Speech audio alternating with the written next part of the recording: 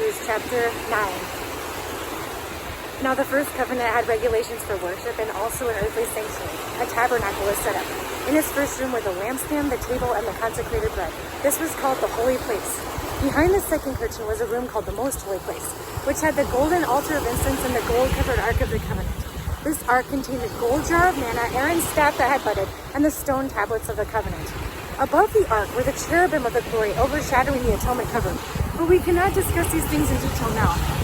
When everything had been arranged like this, the priests entered regularly into the outer room to carry on their ministry.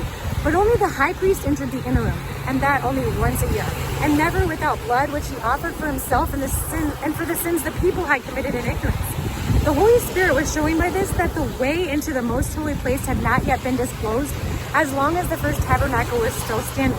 This is an illustration for the present time, indicating that the gifts and sacrifices being offered were not able to clear the conscience of the worshiper.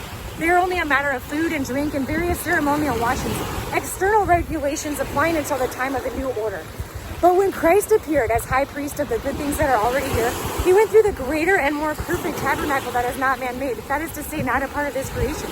He did not enter by means of the blood of goats and calves, but he entered the most holy place once for all by his own blood, thus securing eternal redemption. The blood of goats and bulls and the ashes of the heifer sprinkled on those who are ceremonially unclean sanctify them so that they are outwardly clean. How much more then will the blood of Christ, who through the eternal Spirit offered himself unblemished to God, cleanse our consciences from dead works so that we may serve the living God? For this reason, Christ is the mediator of a new covenant, that those who are called may receive the promised eternal inheritance now that he has died as a ransom to set them free from the sins committed under the first covenant.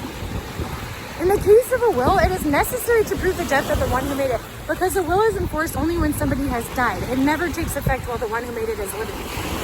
This is why even the first covenant was not put into effect without blood. When Moses had proclaimed every commandment of the law to all the people, he took the blood of calves together with water, scarlet wool, and branches of hyssop, and sprinkled the scroll on all the people. He said, "This is the blood of the covenant which God has commanded you to keep." In the same way, he sprinkled with the scroll both the tabernacle and everything used in its ceremonies. In fact, the law requires that nearly everything be cleansed with blood, and without the shedding of blood, there is no forgiveness. It was necessary then for the copies of the heavenly things to be purified with these sacrifices, but the heavenly things themselves with better sacrifices than these.